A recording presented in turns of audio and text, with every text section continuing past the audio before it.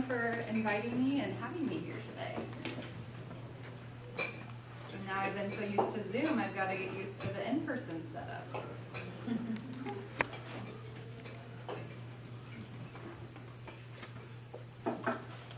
Okay, everyone can see that okay? Please tell me if you can't hear me at any point. I can speak a little louder, but my name is Kaitlyn Bertholet, and I am the Regional Coordinator with the Alzheimer's Association here in Central Oregon. So out of the Central Oregon office, we cover all of Deschutes, Jefferson, Crook, Grant, Harney, and now Huron County, so basically east of Bend and Redmond and all this area. So, but I'm really excited to be here today to share a little bit about the Alzheimer's Association and what we do as an organization. Just kind of a raise of hands, who's heard of the Alzheimer's Association before? Okay, great. Very good company. So looks like everyone's kind of familiar. A lot of people have heard of the Alzheimer's Association, don't always know what it is that we do. So I'm going to kind of give you an overview of everything that we do, our full mission overview. So our vision is a world without Alzheimer's disease and all other dementia. We actually updated this a couple of years ago. It used to just be Alzheimer's disease, but there are lots of different types of dementia, and we are here to support families and individuals facing all of those different types, which we'll get into in just a moment a little bit more. And our mission is to lead the way to end Alzheimer's and all other dementia by accelerating global research, driving risk reduction and early detection, and maximizing quality care and support. And this is a photo and quote from our founding president, Jerome Stone. He had a wife, Evelyn, who was diagnosed with Alzheimer's in 1970. And as you might be able to imagine, there were not a lot of resources available, and he saw this need both in the medical community and just in the general public, bringing awareness about the disease, advocating for research, and ultimately someday finding a cure, which is why we're still here as an organization. We're working our way there, but not quite there yet. So Jerome and some other family caregivers and volunteers came together and started the Alzheimer's Association in 1980. And we have been providing free programs and services ever since. And I thought this quote was very applicable because Kiwanians are all about service, and thank you so much for all that you do for the Central Oregon community through just reading the website, and I got to see the coffee clatter that was back in January that the Redmond Chamber put on, and you presented at, and it's just incredible all that you do for the community. So thank you for that, and your hearts of service and letting people know that they've got a lot of support out there, and that's very much in line with what we do as an organization as well. So if you've ever seen our logo, this might look familiar, but most people don't really know what it represents. So this symbolizes our dual commitment to both people and science. We recognize that there are individuals and families that are impacted by this disease, and it's increasing every day of how many people are being diagnosed and living with Alzheimer's and other types of dementia. So we know that families and individuals need that support and the resources available to them right now, but we also want there to be a day when we can say, this is what you can do to prevent getting Alzheimer's disease.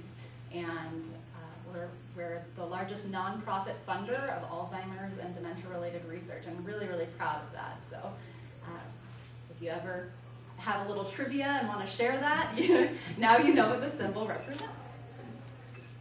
So I'm just going to play a short video, and hopefully the sound works. It's just music, but this is our facts and figures video. This report comes out once a year in the springtime, usually, and just talks about the impact of Alzheimer's on the nation.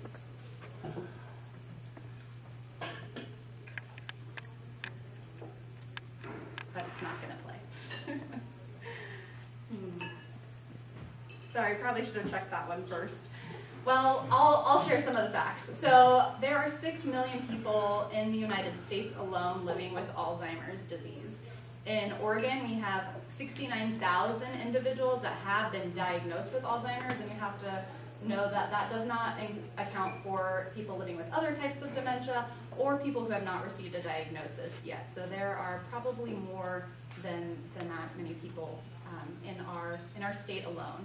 And of those 69,000 people living with Alzheimer's, they have 155,000 unpaid caregivers. So that does not count for somebody who's paid to be in-home care provider or in long-term care communities. Those are family and friends that are helping support somebody living with Alzheimer's disease.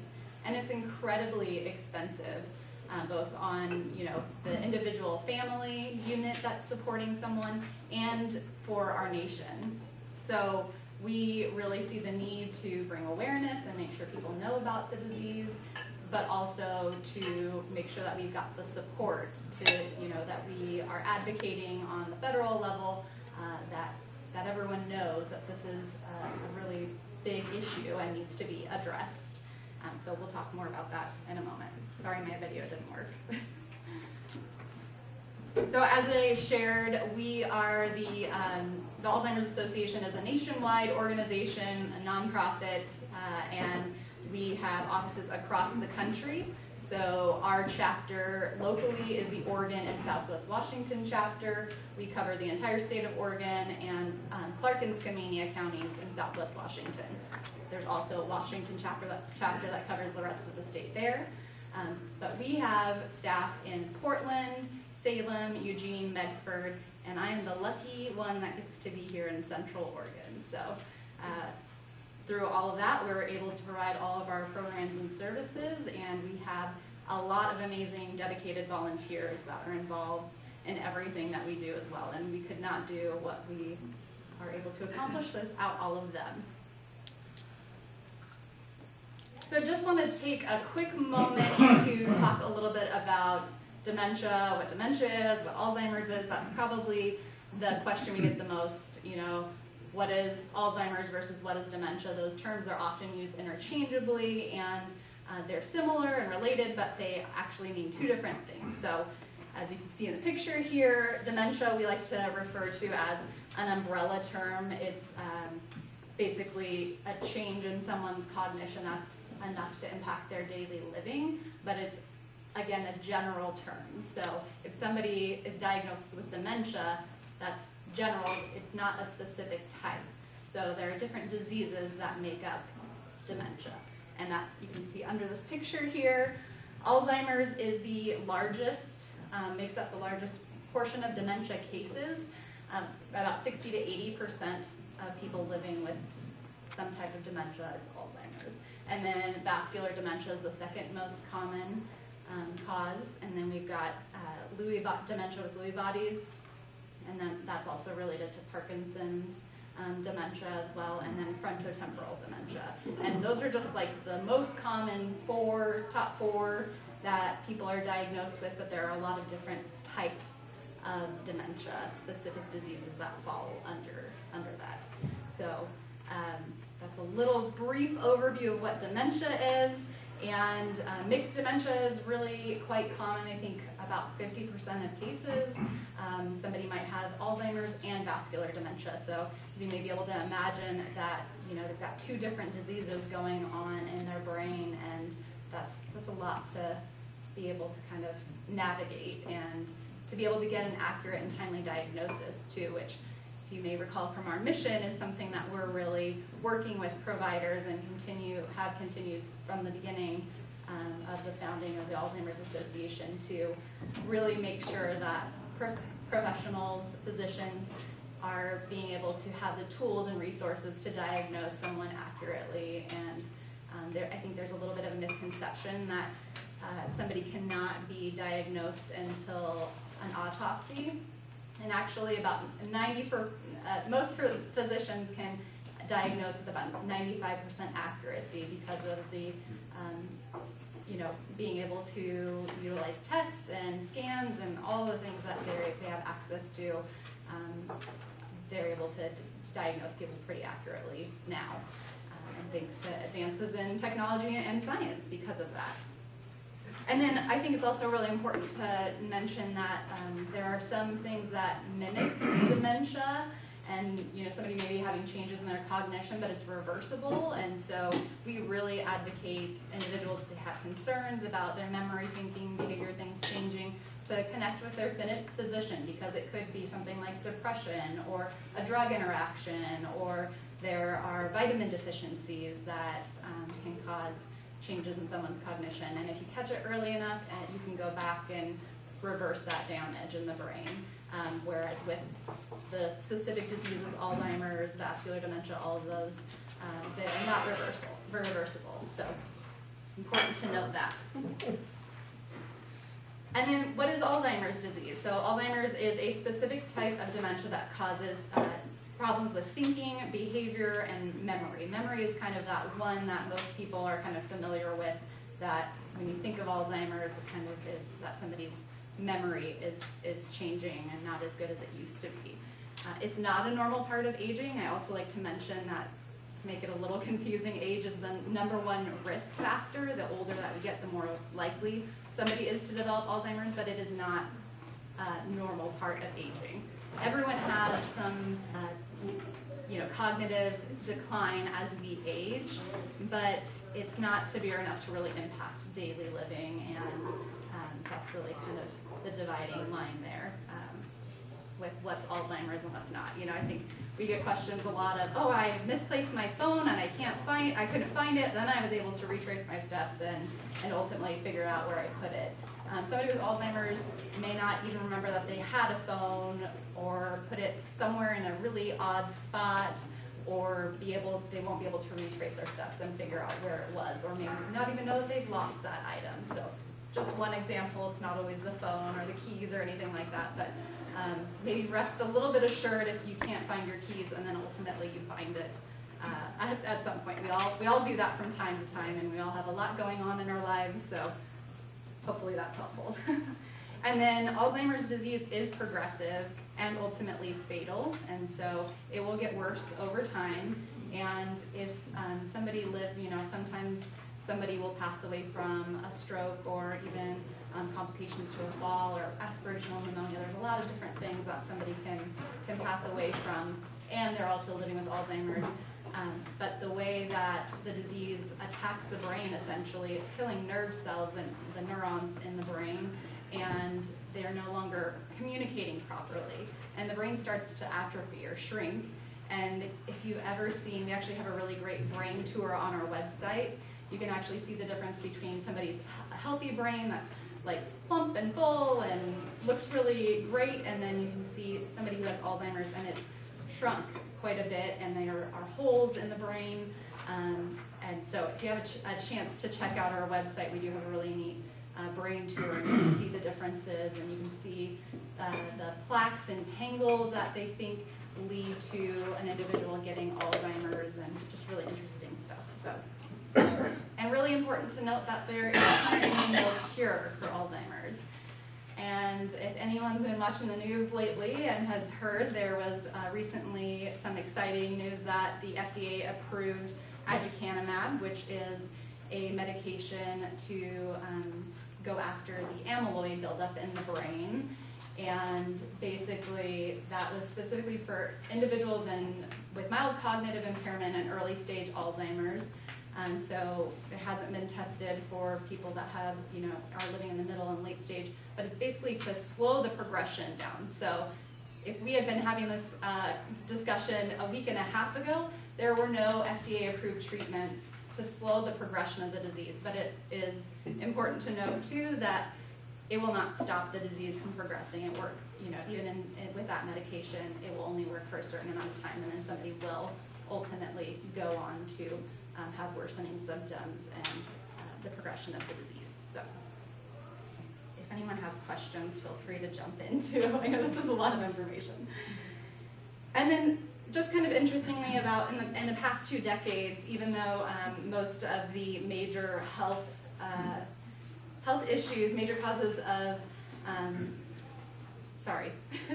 other major causes of deaths have declined over the last couple of decades, where Alzheimer's has increased 146% in the last 2 decades. So it's really becoming more and more prevalent, and we recognize that there's a need to do something about that. So, go for it. So for the increased percentage, is that attributed to like diagnosed? Like, is it more prevalent? Like, are there more cases being diagnosed? Great question.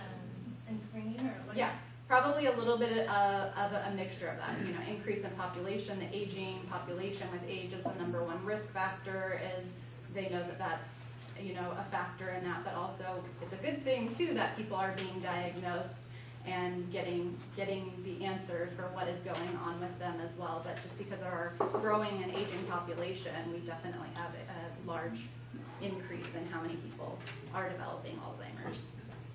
Yes, go for it. As far as like what's attributed to, like, are there like changes in the environment or any, like, have you guys, has research found like that kind of stuff? There's really interesting things happening in research right now, but more research is needed on, you know, lifestyle interventions and environment and everything that can contribute to somebody developing a disease. But part of it is that research side of things, and a lot of the other top causes of death, a lot of money goes into research and funding, and there are lots of trials, and there have been therapies developed and things that we know that we can do to prevent some of these diseases, like heart disease, knowing, you know, there can be genetic factors, but we know what we can do to do good things for our heart now.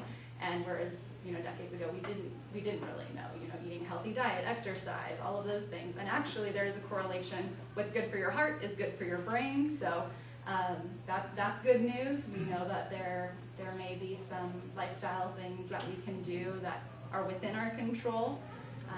But yeah, there's a lot of factors that kind of go into that for sure. Yeah, lots of great research happening, which we'll talk more about that in a moment. So now we're just talking about a little bit about what we.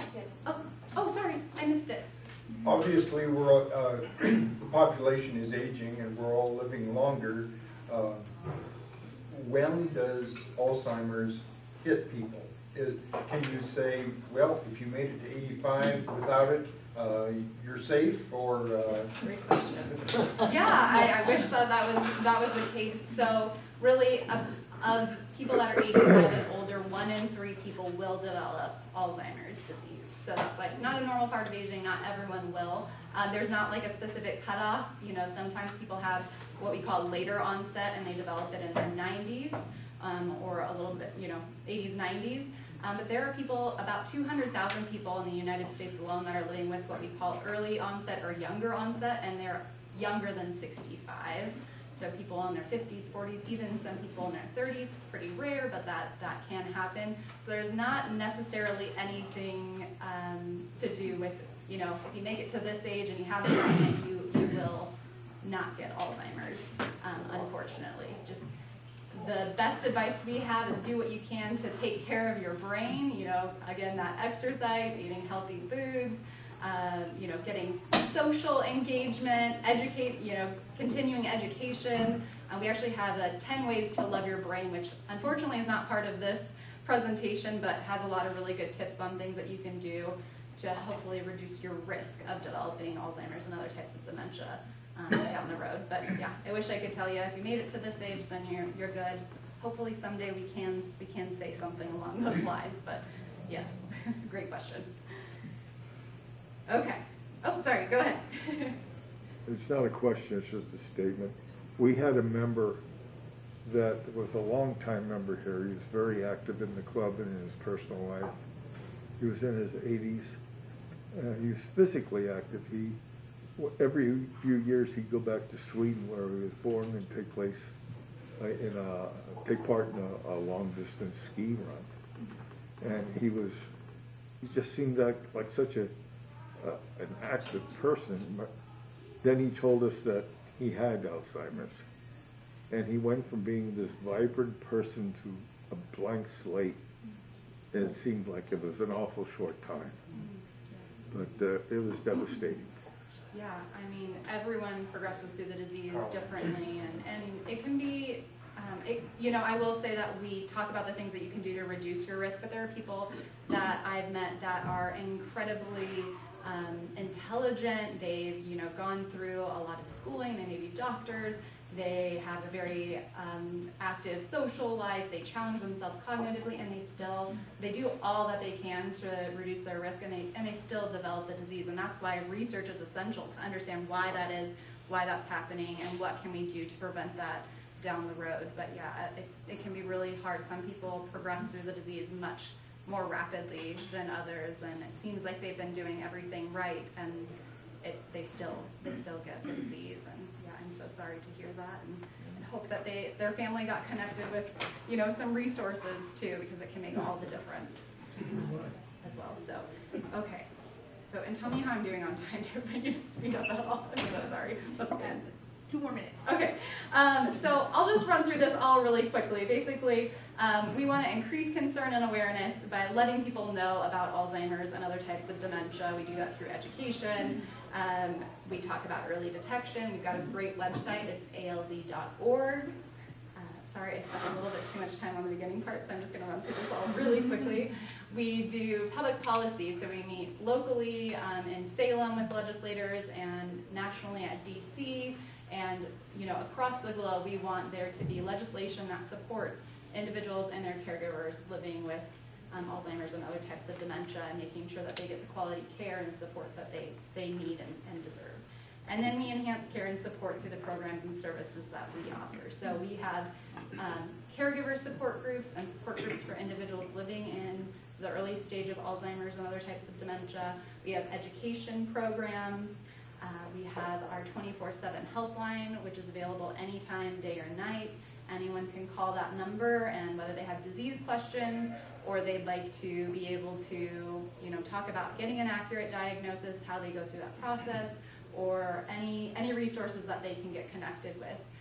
If I always share, if there's one thing that I can give everyone that I meet, it would be the 24/7 helpline, because just having that number and someone to talk to on the other line that has knowledge and understands what somebody's going through is amazing. So I will flip through these ones real quick. We have a ton of education programs, so please reach out to me if you'd like to hear of any of those. Anything from the disease basics, healthy living for your brain and body, which is supported by all recent research, and then caregiver and individuals living with Alzheimer's specific disease topics and challenges that they may be facing, like how to, and I already talked about early stage engagement, and then all of our resources are free, so just making sure that everyone knows that.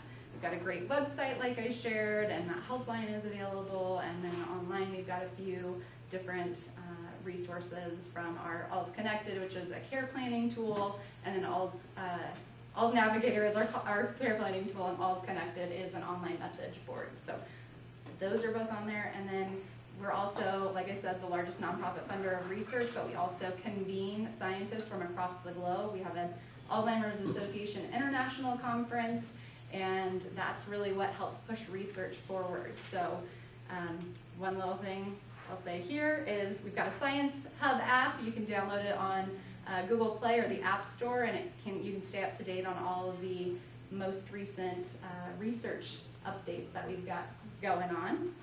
And then I'll end here. I'm so sorry that I took a long time to go to the beginning part. You may be wondering how all those programs and services happen, and basically that's through our fundraising efforts. And I'll be super short here and just talk about the longest day. Happens on the summer solstice, so it's also Father's Day this year, this Sunday. We say the longest day because sometimes living with or caring for someone with Alzheimer's can feel like each and every day can feel like the longest day. So this is our way to drive out the darkness, bring awareness, and make sure that people know in the community that they're not alone. So do an activity of your choosing and bring awareness that way. And it's a great way to get together with people that you love and do something fun, or do it virtually if you would like.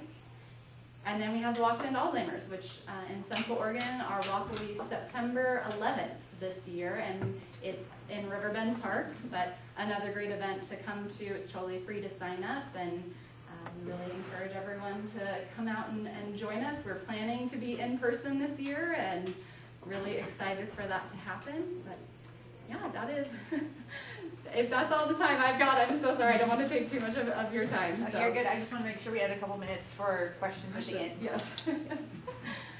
Absolutely. So yes, here, maybe I'll leave it on the 24/7 helpline slide in case anybody would like that number. But again, feel free, you can reach out to me. I'll leave some of my cards here if that's okay, and anyone who would like one can contact me directly. We love doing, presentations where we can do education. So if in your, business you would like to have a lunch and learn or get involved anyway, we recognize that there are a lot of people in the community that could use a lot of support. So we're here, and thank you so much for the time and for inviting me here. I'm very thrilled to be a part of your first in-person meeting. Especially, I can just feel the excitement in the room of everyone being so glad to be back together. So thank you very much for the chance to speak. And if you have any questions, let me know. Otherwise, I will pass it back to you, Rachel. All right, so any final questions? I don't see any hands. Okay. All right, thank you, Kaitlyn. Thank you. All right, so any final announcements before we go? John? Just one more.